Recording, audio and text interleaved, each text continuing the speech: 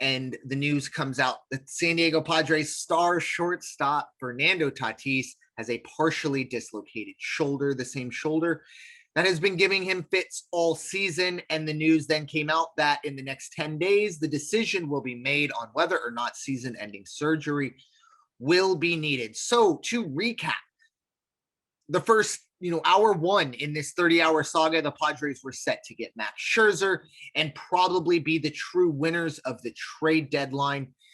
30 hours later, every other contending team in their division had gotten better. Trevor Story wasn't even traded out of the division, and the Padres lost their star shortstop for at least 10 days.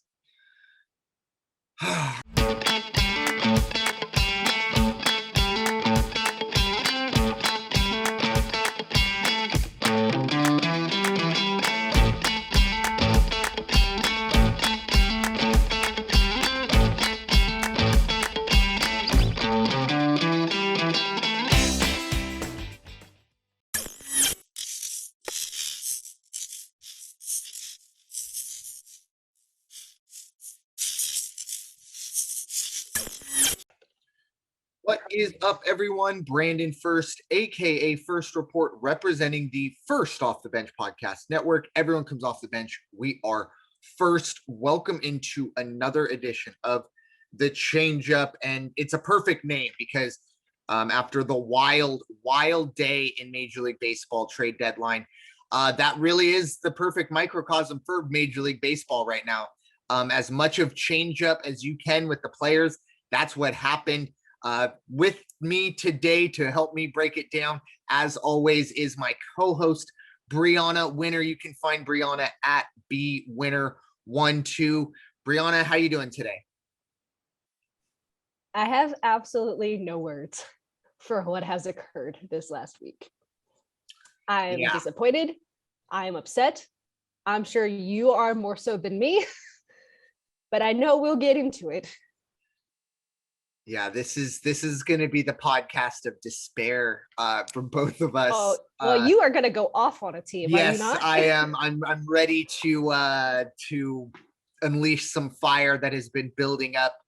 There are very few teams that had worse trade deadline days than the Padres. Unfortunately for Bryanna, both of her teams possibly could have been in that category. I don't know if the Angels are, but unfortunately the Cubs are. We will get to that, much to the chagrin of Bryanna and myself, but we will do our duty and talk about that situation. We'll also look ahead to some series to watch this weekend in Major League Baseball, do our usual 3 up, 3 down, check in on both of our teams. But of course, before we get to all of that, it is the trade deadline wrap up. I don't think I'm breaking any news when I, as a Padre fan, I bring up the Max Scherzer situation. Obviously, I'll get a little deeper into that in a bit, but we'll focus on some of the winners and losers, if you will. Obviously, plenty of players moving around. The most all-stars ever to move in a single trade deadline season, if you will. A crazy situation. Bryanna, who do you believe improved the most during that time? Yankees, unfortunately. They got Rizzo, among a few others. They got Andrew Heaney, and I am mad. It's, again, no words for this trade deadline. Yeah. Everybody seems to have kind of been touched, at least in certain situations, by this. Obviously, I agree. I think the Yankees get much better bringing in Gallo. When you can go Judge, Stanton, Gallo, and Rizzo, 2 through 6 or 2 through 5, 1 through 4, however you want to set that up. That is scary. Now, the other question will be, will it matter? The Yankees pitching didn't really improve, and Heaney obviously was brought in, but not quite on that level that you kind of expect a pitching game changer.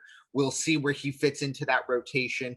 Obviously, we're moving on to the next question of who unfortunately, obviously got the worst out of the deal situation, and it's got to be the Chicago Cubs. And it's very rare. Obviously, this trade deadline was something I hadn't seen in quite some time, but we really saw two championship cores blown up. Now, the Nationals core not going to get the same publicity that the Cubs core was, of course, with Baez, Rizzo, and Bryant. You can throw Kimbrel in there, even though he wasn't really one of those. But the Cubs dumping a ton of assets. I will say, though, I think I like Nick Madrigal. I think he's a good player. He's going to be able to come to the Cubs and fit in. And Pete Crow Armstrong, this is a kid who was a first-round pick, one of the top high school players last year. He's 2 or 3 years away. No one's coming in now to save the day. But they at least bring in a little bit more talent. This by no means was a Cardinals-Rockies trade where they're just dumping situational stuff. But Bryanna, obviously, as a Cubs fan, my heart goes out to you. What are your thoughts? Well, first, I believe Armstrong is the local kid that had gotten drafted early on. I think it was by the Mets last year. I don't remember if that's right. The Cubs had a chance and they basically just threw it out. Like, they weren't that far back either. Like, they were still within striking distance and they basically just gave up. I could say the same about the Angels, but then again, who knows when or if Trout is even going to come back this year. So I understand. But another team who missed out, obviously, you're going to talk about it later, the Padres with Max Scherzer. And not only that, the Dodgers got Trey Turner in addition. But hey, you got Marcinek. This is nightmare fuel. And like I said, I'll get to it and trying to keep the fire down. We got a couple more topics before we get there. The Dodgers obviously improve a ton. The Nationals, they bring in the prospects they wanted from the Dodgers. The Dodgers obviously know how to develop talent. And we'll see now. Obviously, the Padres have to be up there. I think the Red Sox can get thrown into this category. Maybe not so much them missing out. I think it's them missing out relative to what happened in their division. Not so much with Toronto. Toronto's set, though, at least in what they think. They do go out and get Jose Barrios, who maybe was the second or third best pitcher available. But the Rays going out and getting Nelson Cruz, and the Yankees obviously bringing in Heaney, Rizzo, and Gallo. And then the Red Sox not really doing anything. They obviously feel okay. They have a ton of bats in that lineup. I felt an arm should have gone there, but we'll see how that goes. We'll get to them in a bit in our 3 up, 3 down, but plenty of winners and losers. I will say there was one trade that really struck me, caught me off guard, and it hasn't really been talked about too much, and it was the trade between the Oakland A's and the Miami Marlins. Jesus Luzardo straight up for Starling Marte. Now, I understand it from the A's side because they need offense. They need someone who can come in and be a tone setter, someone who can, run the bases, play good, especially in Oakland, a good center field, and, bring a little bit of stability to a lineup that has struggled for large portions of the year. But to give up a player like Jesus Luzardo, who I think has the potential to be an ace. He's struggled in the starting role. No doubt about it. There's no doubt about that. But this is a guy who is young. He's a big lefty who can pump it up there at between 97 and 100 miles an hour with regularity. I think he will figure it out. And for Miami, I think they look at this. They got another hometown kid, and they got a chance to take a chance on young talent because they're not doing anything this year. So just wanted to bring that trade up. It wasn't talked about too much because I think 24 hours after that trade, everything kind of broke loose. But Jesus Luzardo coming to the National League, much to the chagrin of a lot of hitters in the National League East, if he can figure it out. But moving on to some injury news around Major League Baseball, and unfortunate trend beginning to occur, and it started, or at least heavily circulating in Milwaukee, as you have Christian Yelich, and as of right now, I believe 4 other Milwaukee Brewers have all been placed on the COVID IL list, tested positive for COVID. So the Brewers with a nice little lead in their division, but they're going to have to deal with something that a lot of teams had to deal with last year. And then certain teams early on this year. We haven't seen nearly as many situations. I know there was a Yankee Red Sox game right after the All-Star break that did get pushed back, but we haven't seen kind of the drama we saw last year. But Bryanna, what are your thoughts? And I will also bring up Garrett Cole. He was also scratched from his start due to COVID positive tests. So Bryanna, what are your thoughts on a little bit of a, I guess, spike up again here in Major League Baseball? Well, let's not forget Mattingly also tested positive. Fair enough. Yes. So, I mean, it's getting around again. We know the Delta variant is like making its rounds. So, I mean, everybody just has to be super careful, especially if you're not vaccinated, which I know some places people are refusing and don't want to get it, or there's just no way of getting it. So, I mean, with all of those placed on the COVID list, at least it's not the entire season. At least they don't have to deal with what the Cardinals dealt with last year. They don't have to deal with all these double headers, because the rest of the team is still able to go on. I mean, Strasburg out for the season. Yeah, I kind of saw that one coming. For like a week, like when it came out a week ago, I'm like, yeah, that makes sense, because I believe he's getting surgery on his neck, if I remember correctly. Yes. So he's probably going to be down next season too, unless he can rehab it very quickly. Well, I think it gives them the best opportunity for Strasburg to come back by shutting him down now. I think it was pretty obvious that what happened at the trade deadline, the Nationals, nothing. Yeah, there's no point. I think, you might get to it here in a bit, but the Angels and Mike Trout situation is kind of the same situation. Shut him down, hopefully get him ready for next year when you're ready to compete. Who knows? Maybe this offseason you actually go out and bring in a pitcher to not named Jose Quintana. That would be kind of nice for us baseball fans to see some of the best players in baseball actually compete around that time.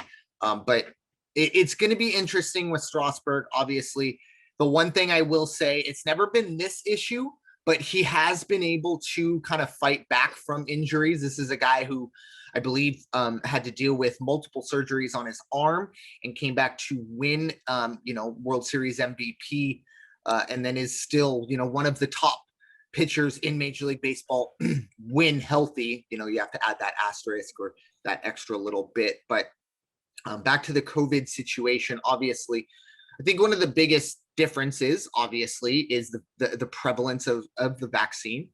And it's been talked about a lot, more so in football of late. But in Major League Baseball, they're not at 100% of vaccination. They probably won't ever be unless it gets mandated. And the union will not allow that to happen. But that situation, you're going to always kind of be hovering at 80%, more than likely. Now, I will say these situations aren't going to shut you down. They're not going to shut your entire team down like Bryanna talked about, because more than likely, look, if 80% of your team is vaccinated, then only 20% is susceptible. You would imagine. I don't really know, fully, but anyways.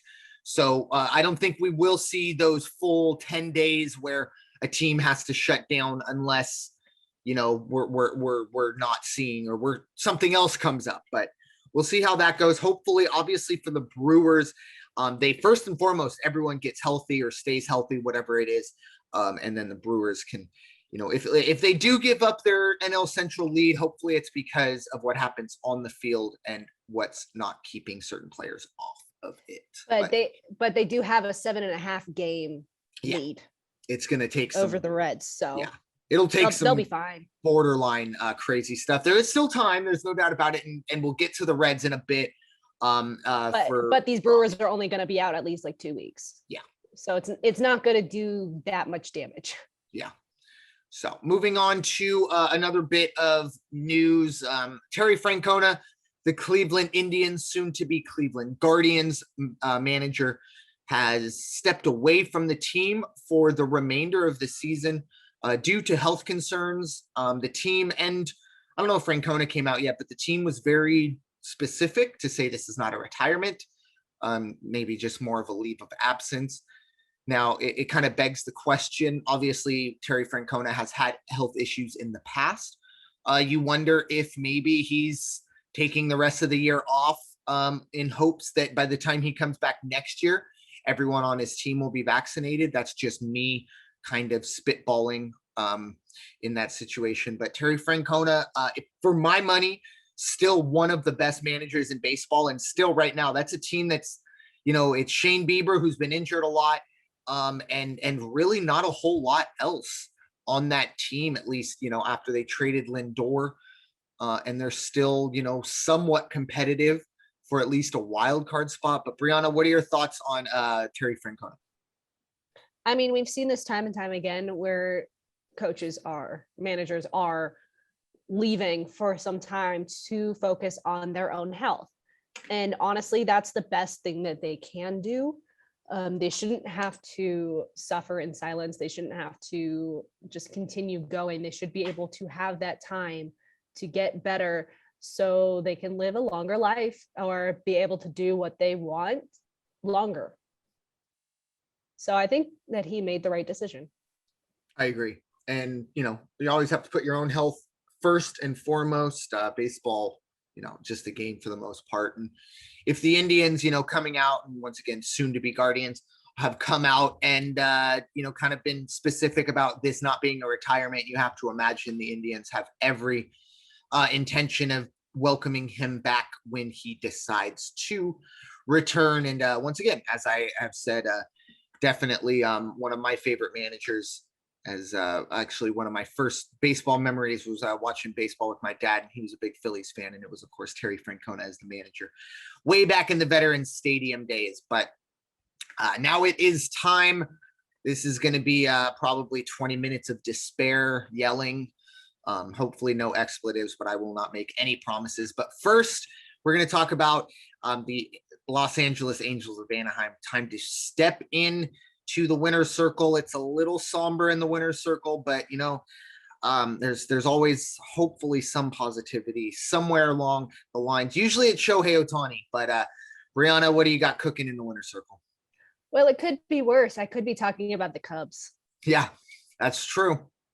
So obviously they've traded away Heaney to the Yankees. They got 2 minor league pitchers in return. Tony Watson went back to the Giants. The Angels got pitcher Sam Selfman. So hopefully there's something that they can do there. Out of the 20 draft picks from this year's draft, they have signed 19 of them. Their 20th round pick, Marcelo Perez, was the only one that was not signed. They also signed 20 non-drafted free agents. These are like 4 pitchers, 6 catchers, 6 infielders, and 4 outfielders. So hopefully they can do something with this. They gone 5-5 in their last 10. They took 1 of 3 versus the A's over the weekend. Reed Detmers did make his debut on Sunday. It wasn't the stat line that I think all of us would have preferred, but he did show what he can do. So he went 4 1/3, gave up 6 runs, 6 hits, 2 walks, and 2 strikeouts. But his first career strikeout was against Matt Olson. And if you can strike him out in your very first strikeout, you're going to have a good career. So obviously his curveball is his best pitch. And if you've seen the videos of the curveballs that he was throwing, this is what he struck Matt Olson out with. They are nasty. They are disgusting. They are beautiful. And then the slider comes right after. I believe I saw the other strikeout from the slider.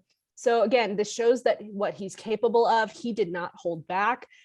I'm pretty sure that this was also just nerves, as this was his first major league game after being drafted last year in the first round. So I see good things to come. And hopefully they don't trade him away too. So obviously they lost last night to the last place Rangers, 1-4. Ohtani was the RBI. Of course. And that was a foul out.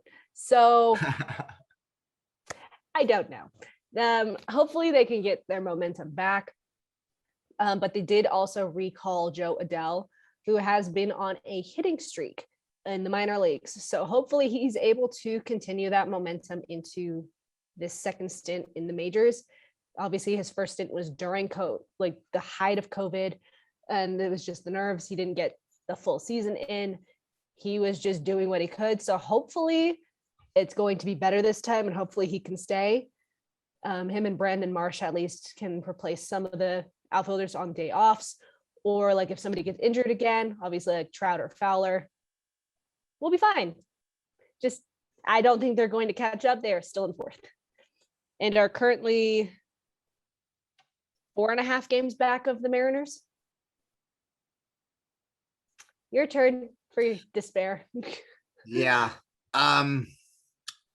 Obviously for Padre fans, it's been a rough couple days. And a situation now where in a 30-hour span going from Thursday to Friday night. So Thursday afternoon, Friday night, in those 30 hours, you start with the news from Ken Rosenthal that the San Diego Padres are nearing a deal to acquire Max Scherzer. There was no real news of who was going back, anything like that. But of course, nearing was the key word. Within a couple hours, not only had the Padres lost out, apparently, on Max Scherzer, but it was going to be the Los Angeles Dodgers who get Max Scherzer. And as a nice little cherry on top of that, Trey Turner was coming as well. Obviously, a situation that seemed like the worst case scenario, felt like this was the worst case scenario. And then fast forward about 12 hours, 15 hours to Friday afternoon, as we neared the 4:00 deadline for the league.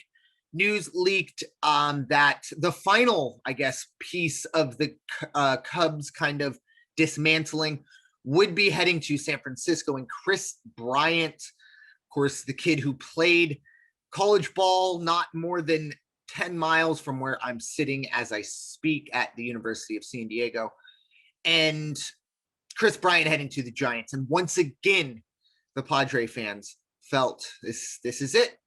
This is as bad as it can get. Fast forward to the end of the game Friday night, and the news comes out that San Diego Padres star shortstop Fernando Tatis has a partially dislocated shoulder, the same shoulder that has been giving him fits all season. And the news then came out that in the next 10 days, the decision will be made on whether or not season-ending surgery will be needed. So to recap, the first hour one in this 30-hour saga, the Padres were set to get Max Scherzer and probably be the true winners of the trade deadline. 30 hours later, every other contending team in their division had gotten better. Trevor Story wasn't even traded out of the division, and the Padres lost their star shortstop for at least 10 days. I tell you what, folks, if I hadn't been a Padre fan for as long as I have, I would feel like this is rock bottom. But at the end of the day, it's not. It sucks. The Padres are in a situation where they lost ground on teams that improved immensely. Even the teams that didn't improve in terms of the Rockies still are there. They don't trade Gray or Story, and the Padres will still have to deal with them, I believe, one more series for the end of this year. Now, looking ahead, the shoulder issues for Tatis have to be the big-time issue. Obviously, look, losing out on Max Scherzer, you can easily explain it away that this is a guy not 2 weeks ago gave up a grand slam to a career minor league relief pitcher. So, what is a big deal? But Trey Turner, for me, is a big backbreaker. I think he is obviously a World Series winner, someone that can go in. I will say moving him to the outfield is a huge gamble for the Dodgers, but they're obviously not moving Seager. And obviously Chris Bryant to the Giants is very, very tough. But the big story here has to be Fernando Tatis. What happens with El Nino? If he's out for the rest of the year, it's going to be a very, very interesting situation for the Padres. Currently, They sit 61-47. They are 7 games behind those Giants after splitting 6 games with the Rockies and A's. It will be up to now the Padres wild card situation, only 4-game lead over those Cincinnati Reds, who we'll get to in a bit. So there's definitely a sense of doom in San Diego. July was obviously important for a lot of reasons. The trade deadline was one of them. They lost out on that. I just was into that. But not only that, they had a lot of kind of cupcakes, a lot of series that they should have taken 2 of 3, 3 out of 4, or swept all the way through. Instead, they go 11-14. And the big issue is their starting pitching. Collectively, the starters had an ERA of almost 5.5, and that will not get the job done, especially in October if they get there. Looking ahead for the Padres, they will have 2 against the A's Tuesday and Wednesday, and then 3 against Arizona and Miami in San Diego. Now, following the Oakland series, the Padres will play their next 13 games against the Rockies, the Marlins, and 7 games against the worst team in baseball, the Arizona Diamondbacks. So that's 13 games right there. I believe for the Padres to really feel good about themselves after it's all said and done, they have to go 10-3. If they stutter, if they go 4-3 against the Diamondbacks, it won't be enough. I don't think this team will be good enough to make the playoffs, because their run in through the midpoint of August all the way to the end of the season, it doesn't get any easier. Believe me, you're not dealing with the Diamondbacks anymore. You're dealing with the Angels. You're dealing with the Dodgers. You're dealing with the Braves. You're dealing with the Giants. So we'll see. At least you don't have the Dodgers this weekend. Yeah, but we got, I think, 10 in the next 5 weeks. So I would gladly trade your 3 for my 10. But then we've got the Blue Jays and then the Astros. Yeah, you have your own little you got your own demons to slay over there, unfortunately. And yeah, the doom and gloom is somewhat over. There is still some to spread around in the 3 up, 3 down. But we will get a little positive to start with our first up. And, hey, this team isn't very good. No one expected them to be very good. But you know what? For right now, in their last 10, damn it, they have been kind of good. It's the Baltimore Orioles. They're 7-3 in their last 10. Once again, still miles away from a playoff spot, miles away from contending. But who knows? This could be a team that could spoil some, the Red Sox, the Rays. If they run into this team later on in the year, we'll see. They might be a little bit of a spoiler. But at least for right now, we'll give a little bit of praise to those Baltimore Orioles. Bryanna, what are your thoughts? In the next month, they are going to be facing the Yankees, the Rays, and the Red Sox.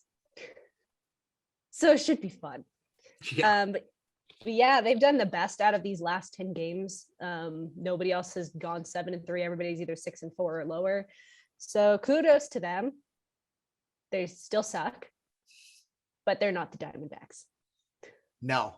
Yeah, they've at least they haven't had a 25-game road losing streak this year. I think it was 2 separate 12-game losing streaks over a 30-game span, something like that. Almost seems. And they haven't lost over 70 games.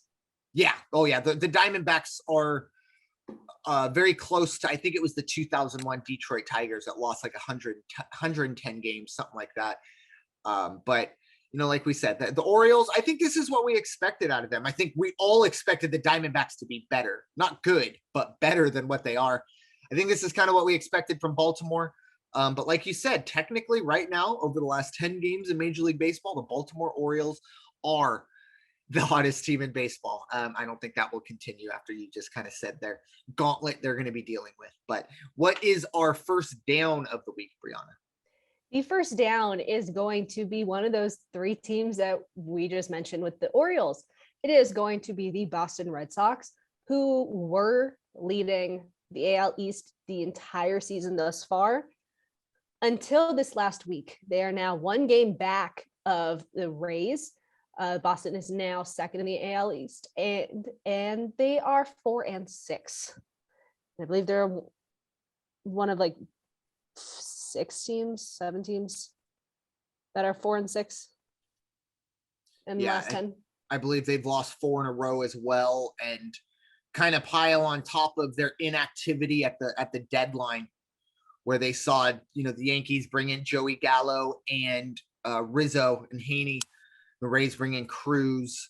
The Orioles still stacked. And hey, you never know, those plucky Orioles.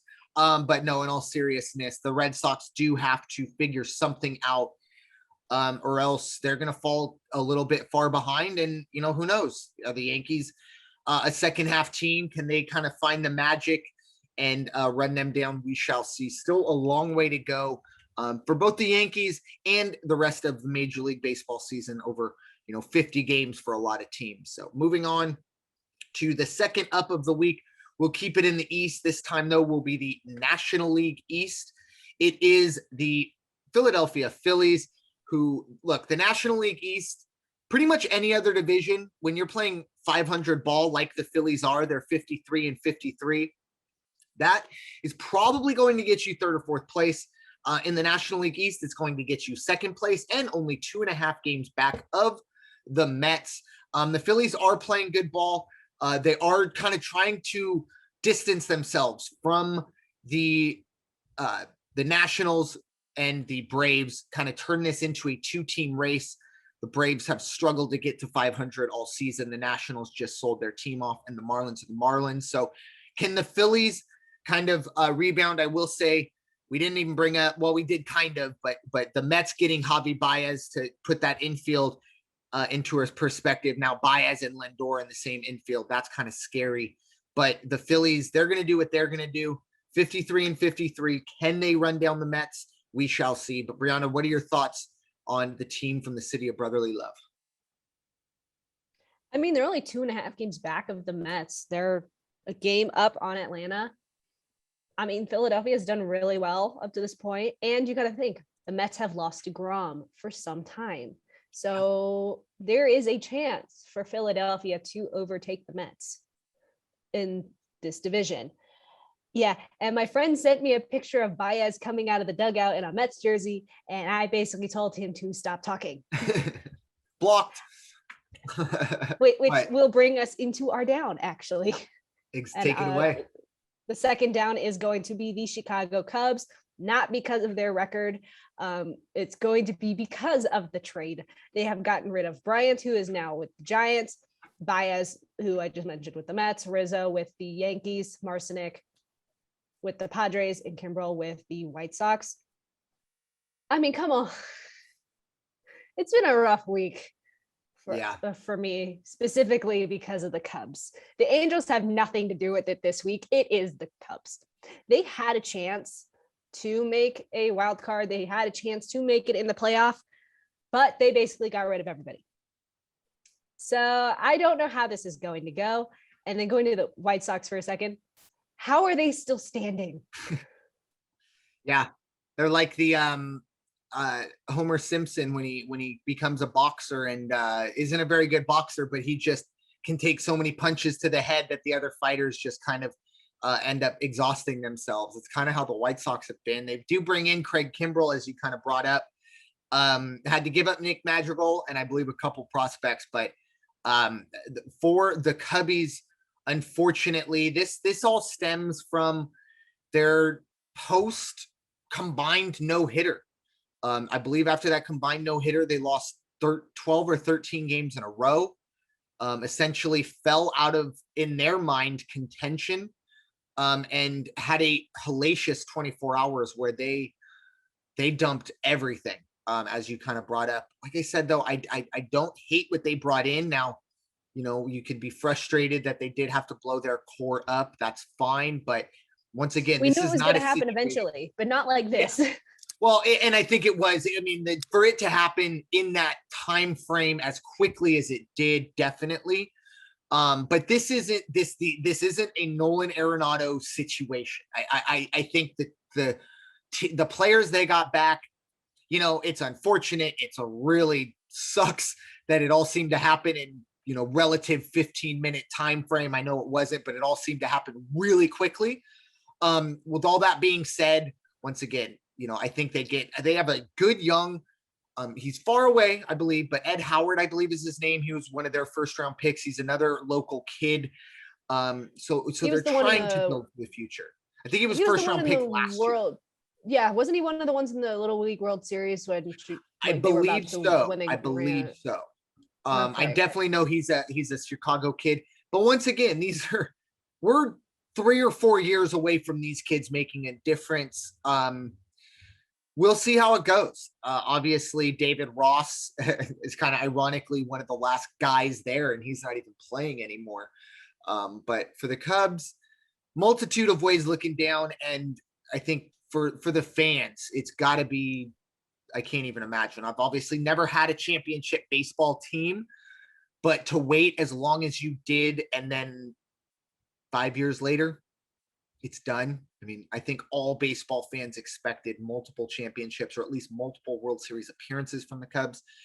And in a relative blink of an eye, it seems like it is all over. But anyways, no need to throw more misery that way. Moving on to our final up of the week. It is the team chasing mine at the moment, the Cincinnati Reds, 7-3 in their last 10. And there is no player hotter than Joey Votto in Major League Baseball. He came within inches from tying a Major League record of consecutive games with a home run. He doubled, I believe. It might have been a long single in New York, but he is on fire, even at his, I guess, extended age, if you will. And another part of this, too, is Jose Castillo has kind of found that ace form again. ERA has been up in the 6.5 for a lot of the year. It's down in the 4s, which not ideal, but it's a nice way back. And the Cubs the Reds are coming.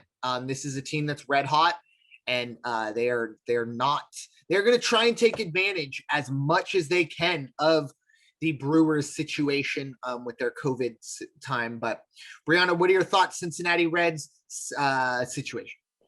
I mean, look, they're 7-3 in their last 10. They're still 8 games back of Milwaukee still. So there's still time for Milwaukee to get their players back and continue being the dominant force they are. But Cincinnati does have a good chance to make a wild card spot, although I'd prefer your Padres over the Dodgers any day. So hopefully the Dodgers don't catch up to the Giants, and hopefully you can overtake them. But I mean, we'll find out in the next month what happens in your division, at least. Yeah, it's going to be interesting. It's going to be a dogfight down to the end. Obviously, the Padres and Reds will not face each other in the final month, but that National League West, at least for the Padres versus the Dodgers and Giants, we're going to find out in the next month, or at least the next 2 months, I should say, whether or not the Padres can compete with the big dogs in the National League West. We shall see. But our final down of the week, Bryanna, what do you got? We are going back to the American League East. It is going to be the Toronto Blue Jays. They are now in 4th after the Yankees have overtaken them. Although I want to mention something about all of those Cub players in a minute in our series to watch, or after this is over. They are 6-4 in their last 10. But I mean, they're still keeping up with the Yankees, but I don't think with what the Yankees have now brought in that the Blue Jays are going to catch up. And I don't believe the Blue Jays made big moves in this trade deadline. So good luck against the Yankees. Yeah, they brought in Barrios. They might have brought in a bat as well, but definitely not a big splash. Toronto, I think, has to kind of feel somewhat pat where they are. And another part of what the Blue Jays have too is in order to kind of be active at the trade deadline for these big name stars, you got to have some good talent in the minor league system. For the Blue Jays, a lot of their talent in the minor league system is now at the major league level. They're one of the top prospects over the last 5 years, but they're all now at the major league level, and they're obviously not going to part with the Bichettes, Biggios, and Vlad Juniors of the world. So bringing in Barrios, I think, is a nice little change. They just have to feel that the players they throw out there right now are good enough to compete right now. I still feel the Blue Jays are a couple years away. They're probably an arm or two away from really being competitive, especially when you look at the way Tampa and Boston are playing. But I will say for Toronto, it's great to see them back in Toronto. It's been far too long for them playing in Dunedin and Buffalo So good for them to be in front of their fan base. Hopefully it can kind of spur them on to make a bit of a run. But I think for them to just mainly kind of get used to the travel again. Obviously, a lot of those players, not all of them, but a lot of those players have never played in Toronto, really. So it's kind of weird for them, kind of getting accustomed to their home again. So we'll see how that goes. We'll see if that affects them in a positive or perhaps negative way. But for the Toronto Blue Jays, at the very least, it's good to see them home. I think I agree with you. I think it's going to be really difficult for them to kind of overtake the Yankees. And if they do want to make the playoffs, at the very least, that's what they'll have to do, is overtake the Yankees and other teams for that matter. But moving on to 3 series to watch this weekend. We'll start in the National League East, a battle between the top 2 teams. The New York Mets are going to head to Philadelphia to see a little early NL East matchup, at least late NL East matchup. Bryanna, who do you like? It's going to depend on who's pitching. Yeah, we're still far away. Yeah, for me, it's just going to depend on who's pitching. But I want to say the Mets. But again, pitching is really going to decide who wins this series. Yeah, I think all eyes in New York are still kind of holding their breath on the Jacob deGrom situation. Obviously, you get him back, it changes the dynamic of your starting rotation. Stroman, Taijuan Walker have been good. I do believe they brought in Tim Hill, but Tim Hill is, I'm sorry, Rich Hill. I don't know why. Tim Hill obviously pitched for the Padres, but Rich Hill, he's probably not going to go out there and be your ace, or probably even a very reliable starter. But there's a couple bullets left. He's going to have a couple more gems if you give him 10 starts. He's going to throw a couple really good games. It's just not going to be very consistent, at least in my mind. But it's going to go a huge way to figuring out who will take at least an early lead. And once again, I say early, but it's that early run into the playoffs. As we're done with the trade deadline, we're done with the All-Star break, and the teams are pretty much set that we're going to see, minus some late additions off of the injured list. But the second series to watch, San Francisco Giants heading to Milwaukee. Obviously, this is a series that pits 2 of the best teams in the National League against each other. Obviously, the Brewers technically, I believe, might have the 3rd best record behind the Dodgers, but 2 division leaders at the very least. They would be the top 2 seeds in the playoffs right now. Hampered a little bit, as we talked about, with Milwaukee's COVID situation. Obviously, myself going to be a huge Brewers fan this weekend. And then I think there are plenty of, Reds fans who are going to be taking the opposite stance with the Giants heading to Milwaukee. Bryanna, what are your thoughts on this series? First, Milwaukee and the Dodgers are tied. Okay. So they're only 3.5 games back of San Francisco. I'm sorry, but I really think San Francisco is going to win this series. Yeah. I really do. Everything we've seen, this is a really good team, top to bottom, and then they added the one thing that they probably needed in a bat, and it's Kris Bryant. So it's hard to get away from that. But at the same time, he has not had the best track record in the last year and a half. Yeah. So maybe this change will be good for him. I mean, I'm pretty sure he already hit a home run for them. So yeah, let's actually all 3 of those guys. I know. I was going to mention that later. Oh yeah, sorry. I kind of thought that was it, but then you brought that up, and I was just that was what I was going to mention. Yeah. Rizzo hit a home run in his debut. I believe Baez was in his debut. Bryant was definitely in his debut. So I think they all just needed a change. And I'm pretty sure the next time Craig Kimbrell comes up to bat, he's going to hit a home run. No, I'm just kidding. That was me. That was me being a smartass. But anyways, I agree with you. I think the Giants will probably take this. Once again, holding out hope that the kind of the Milwaukee Brewers, emphasis on the B, because it's kind of the B team, at least without Yelich. But we'll see how that goes.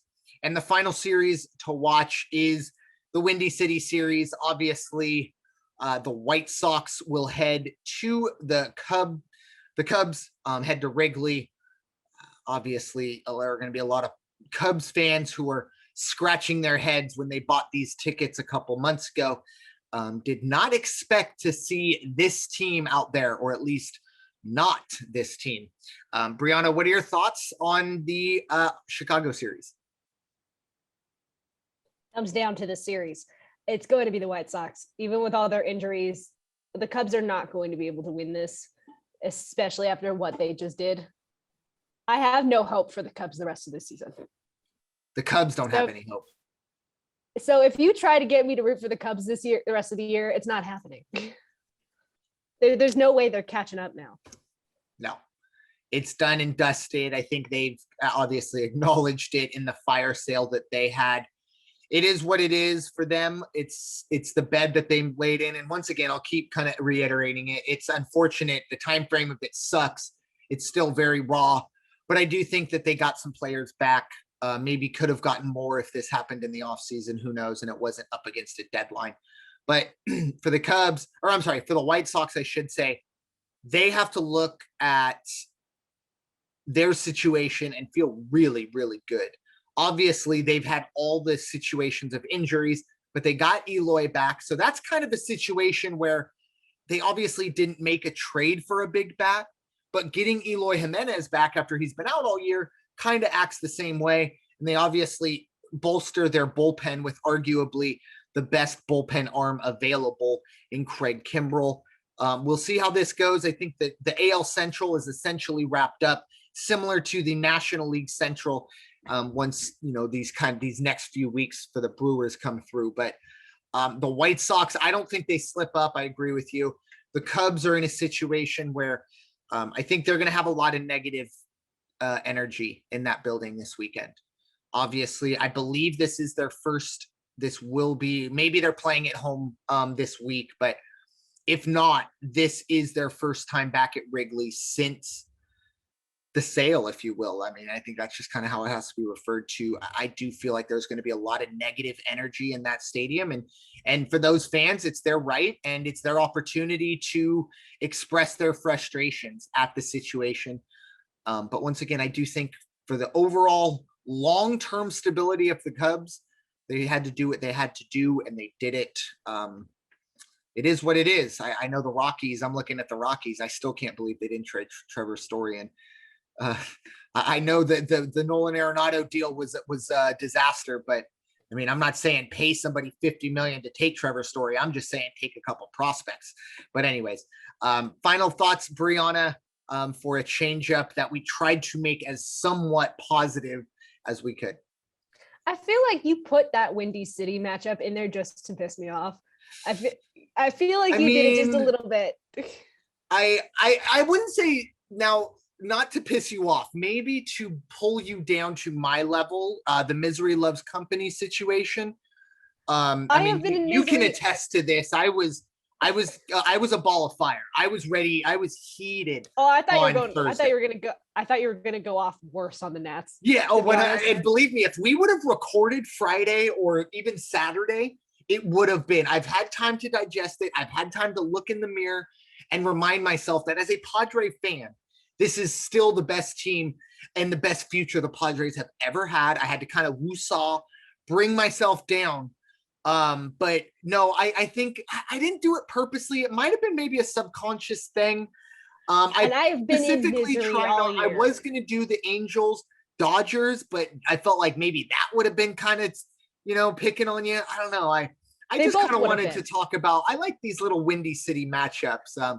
It wasn't purposeful, but might have been maybe subconscious in terms of misery loves company. And I want to spread my negativity, I guess. I have been in misery since Mike Trout went down. So don't even go there. That's true. Don't go there. Yeah. Yeah. And that's what I try and tell people as a Padre fan. If this trade deadline was the reason that you're going to give up on this team, then good riddance. Look, I don't think this team's going to do a whole lot. They might make the playoffs. I don't think this team is a World Series contender, but I still love this team. I mean, I stuck by this team when they were fielding, certain guys like Eric Stoltz and, Corey Spangenberg hitting 3-hole, Jose Perella, going 2 months as our cleanup hitter without hitting a home run. If I can work through those situations, I'm going to work through this. But for the Padres, it's been really, really unfortunate for this podcast, at least. For our teams, it's been unfortunate, but we are getting, I got to look it up, but we're getting pretty darn close to our little 1-year anniversary. This is episode 42, and we do these weekly. So I have to feel like in the next month or two, we're going to hit that, 1-year anniversary from episode 1 of the Changeup. And it's been a lot of fun, obviously, talking baseball. It's kind of crazy that we started off essentially talking COVID baseball, and now we're all the way to a situation where it's somewhat normal. And we're frustrated in terms of the trade deadline, not in terms of our teams not being able to play. So with that, it is time for you all to go wash your hands and stop hating everybody. My name is Brandon Ferst, aka First Report, representing the First Off the Bench podcast network. Everyone comes off the bench. We are First. Take care, everyone. We'll talk to you all very soon.